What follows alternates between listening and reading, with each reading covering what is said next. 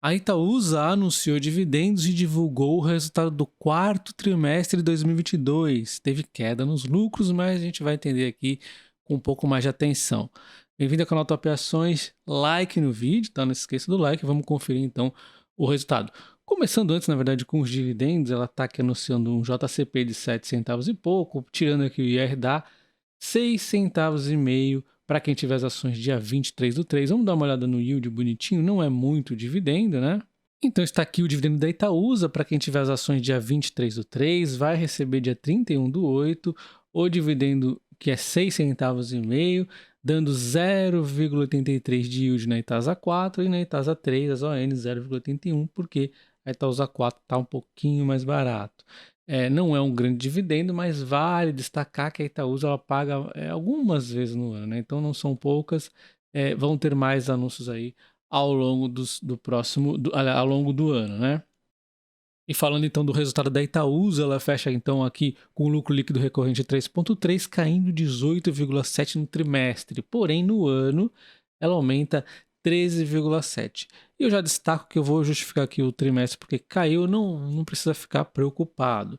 Quando a gente observa aqui outros pontos, como por exemplo patrimônio líquido, aumentou 10,5% aqui no ano. Então a empresa cresceu 13,7% no lucro e também cresceu 10,5% no patrimônio líquido. É isso que nos faz acreditar que no longo prazo as ações tendem a valorizar, porque se não valoriza, o PL vai ficando muito barato, o PVP também, né? O patrimônio líquido da empresa está crescendo, tá? Então, isso aqui nos deixa confiantes, independente da cotação. Enquanto o endividamento da empresa se manteve em linha, o que quer dizer que proporcionalmente diminuiu, já que tivemos inflação. Então, até aqui tudo bem, o único ponto que a gente tem que observar é por que o quarto trimestre caiu o lucro da empresa, né? Então a gente vai observar aqui. Antes disso, vamos ver o que a empresa andou fazendo com o seu dinheiro, né? Ela investiu aqui no follow-on da Alpargatas, eu sei, ninguém gostou tanto assim, mas também não foi uma porrada de dinheiro, mas aconteceu. Tivemos a conclusão do investimento da CCR, e aí eu sei que muitos não gostaram, mas eu, no caso, gostei, eu gosto desse tipo de setor. E ela seguiu aqui desinvestindo na XP, né? Conforme aí programado. Então, tá aqui, né? As vendas da XP, ela foi vendendo aqui. Então a gente vê o resultado recorrente das empresas investidas caindo 16% no trimestre, embora no ano tenha fechado 8% de aumento, com o setor financeiro aumentando 4%, porque o Itaú foi positivo aqui em 8% no trimestre, porém a XP teve uma quedinha no lucro e também ela está desinvestindo, como acabamos de ver, então é natural que vá reduzindo aqui o lucro, né? Então a gente nem se preocupa tanto com a XP, porém aqui o setor não financeiro teve uma queda de 82%, a Alpha caiu 55%, o Dexel caiu 43%, a CCR deu prejuízo, a Age Saneamento caiu 61%, a Copa Energia aí sim subiu 461%, a NTS também aqui deu prejuízo. Que raios aconteceu que todo mundo da Itaúsa deu problema aqui, né? E aí, quando a gente olha o resultado próprio da empresa, acabou 13%, mas ficou longe de compensar a queda aqui do setor não financeiro. E quando a gente ainda soma o prejuízo aqui do resultado financeiro, que é normal, a dívida acaba pesando em Selics altas, mais 101 milhões aqui de prejuízo, de diferença, né? E aí a gente tem, então, esse lucro aqui caindo 14%. Que raios aconteceu nessas empresas que a Itaúsa investe? Começando primeiro com o endividamento da empresa, ela tem um passivo aqui de 13% do capital, e assim, tá bem tranquilo, para ser sincero, né? O que acabou pesando foi a Selic maior, né? O processo de investimento das empresas aqui estão pesando, né, na dívida, mas tá tranquila a dívida dela, tá? E analisando então os resultados do grupo da Itaúsa, nós temos aqui primeiro o Itaú, aí vocês sabem que é uma empresa que vem crescendo muito sua carteira de crédito, vem aumentando o lucro recorrente agora em 8,9, né? Então ela teve aqui questão com a inadimplência relativamente bem controlada, exceção Americanas, que realmente deu uma porrada, ela já aprovisionou 100%, é um banco que está no processo também de investimento, que acaba diminuindo um pouco os dividendos que ela paga para a Itaúsa. 2023 deve ser um pouco melhor, mas ainda apertado, e deve melhorar mais mesmo aí em 2024 e mais para frente ainda, 2025 talvez já chegue aí a uma normalidade. Então é um pouco de paciência, uma empresa que está investindo é um banco diferenciado, Itaú aí muito bem ele está caminhando, tá? Então, o Itaú, a participação mais importante, está indo bem. E quando a gente vê a Alpargatas, ela teve aqui um lucro caindo 57,6%, né? O EBITDA dando uma queda aqui de 15,2%. A linha mais importante para a gente ver como está a empresa, né, é o EBITDA recorrente. E sim, teve uma queda porque ela vendeu menos, principalmente para o Brasil. É uma empresa também que está num processo de investimento, está no setor aqui dificílimo e conseguiu dar ainda um lucro quando a gente olha o recorrente, né? Mas é lógico, é um setor bastante instável, mas foi bem aqui, ó. Quando a gente observa a Dexco, nós temos aqui um lucro recorrente caindo 41%, mas, de novo, a gente tem que observar o EBITDA ajustado e recorrente, que aí acaba caindo 37,7%. Ela teve até um problema aqui na parte de exportação, estava muito caro o frete, ela teve que diminuir, isso aqui atrapalhou um pouco aqui. Mas é um ponto interessante para a gente destacar a iniciação aqui da LD celulose. E aí, essa celulose ela não está aqui, ó, apresentada no resultado do EBITDA. Se tivesse, acrescentaria 195 milhões a esse número aqui, tá, de 366, e levaria então o lucro, o EBITDA, aliás, a 517. Então, teria ficado aqui, mesmo com os problemas, bem próximo do quarto T de 2021. Então, assim, a gente entende que a Dexo está no setor também que é um pouco volátil, mas é uma empresa que bastante perspectivas positivas aí no longo prazo, né? Na sequência, nós temos aqui a CCR, que vem também no processo de investimento, na verdade, renovação de concessões principalmente, né? Renovou aqui várias concessões.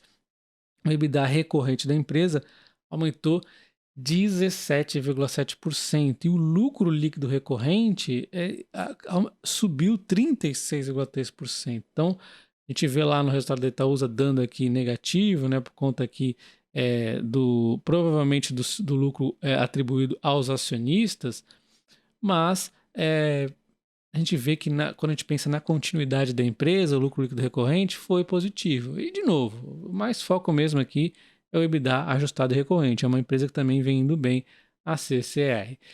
Quando observamos agora a AGE Saneamento, o EBITDA da empresa aumentando 13,7%, mas o lucro caindo 65,7%. Mais uma empresa que despencou o lucro, porém, né, teve aqui a questão da despesa financeira decorrente dos aumentos da taxa de juros sobre a dívida e também teve um pouco aqui do próprio endividamento que aumentou um pouco. Olha só a dívida aqui por EBITDA indo para 3,15. É uma empresa que está no processo de investimento pesado, mas é um setor muito perene.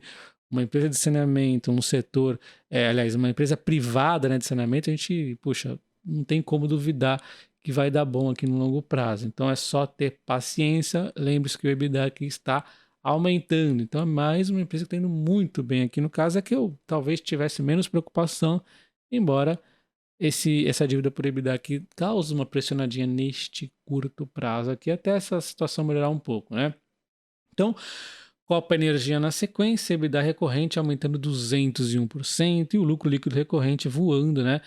446%, a empresa está indo muito bem, as sinergias estão acontecendo cada vez mais aí depois da fusão que aconteceu, como a gente já havia dito que provavelmente aconteceria, está acontecendo, indo muito bem também a Copa Energia, tá? E agora observando a NTS, que é uma empresa muito perene, um reloginho aqui da Itaúsa, ela está agora no momento, começou agora esse momento um pouquinho tumultuado, que é por conta que o setor de gás está aqui movimentado, então ela foi lá e fez as suas movimentações também. Ela tem aqui toda essa expansão acontecendo, inclusive o principal ponto que eu poderia destacar aqui é a aquisição da NISA. Isso levou o endividamento dela a subir muito, né, 224%, né? O CAPEX também ainda dela também vai aumentando, e aí acaba fazendo o lucro dar uma oscilada, mas é uma empresa que tem um crescimento bastante interessante aí à frente, num setor que, diga-se de passagem, é muito previsível aqui, bastante estável. A NTS nunca decepcionou aqui dentro da Itaúsa, tá? E quando a gente fala dos dividendos da Itaúsa, nós temos aqui um dividendo de 8,17, que é um bom dividendo, além das bonificações. Foi um bom ano em remuneração aos acionistas, né? Se você parar para pensar. O que acontece é que tivemos aqui alguns números que talvez nem se repitam tanto, essa diferença para o Itaú. Ela depende que o Itaú volte a pagar mais. porque o Itaú pagou aqui o YouTube 4, por exemplo, 4%, só para a gente ter uma noção. Normalmente, assim, historicamente, dá mais ou menos cerca de 2% a Itaúsa pagando a mais do que o Itaú, às vezes 1,5%. Então, assim, tá um pouco desconexo e só vai acontecer essa desconexão na realidade quando as participações da Itaúsa começarem a realmente evoluir, estão evoluindo, né? Mas por enquanto é um pouco difícil manter essa proporção tão distante. Eu já vou mostrar o porquê, né? Então, o que aconteceu aqui no fluxo? A gente tem aqui as empresas que pagam os dividendos para a Itaúsa, ela repassa aqui o Itaú praticamente para a gente em dividendos e as demais participações elas vão crescendo aqui os proventos ao longo do tempo, elas estão no processo também de investimento, estão começando a sossegar aí, precisa ter paciência, renda variável é paciência, tá? Isso aqui vai ser muito promissor, a Itaúsa sempre foi uma boa pagadora de dividendos e vai ficar ainda melhor no longo prazo. Mas, quando observamos aqui o fluxo de caixa, nós temos aqui então a Itaú segurando os dividendos por conta de tudo que eu já falei, né? Processo de investimento, tivemos Americanas, tivemos tudo acontecendo com o Itaú. Então, puxa, ele vai crescer sim, só que tem que ter paciência e as outras participações também vão estar crescendo. Também tem que ter um pouquinho de paciência. Mas o que nós vemos hoje é o quê? A empresa fez sim um pouquinho de recompra de ação, fez aqui ó, follow-on da Alpagatas e fez aqui a aquisição da CCR. Essas frentes aqui que ela avançou em compras foram menos, cerca de 1 bi a menos do que a venda da XP. Então é como se, assim, muito entre aspas, né, 1 bi da venda da XP tivesse sustentando aqui o nosso dividendo. Então, nosso dividendo seria, ó, aqui o dividendo, né, 3,8, talvez, né, numa continha muito de padaria, tivesse sido 2,8. Vocês estão entendendo o que eu estou querendo dizer? Já que 1 bi é como se tivesse vindo aqui da alienação da XP. Não sei que não foi exatamente assim, mas, né, é meio que como se fosse.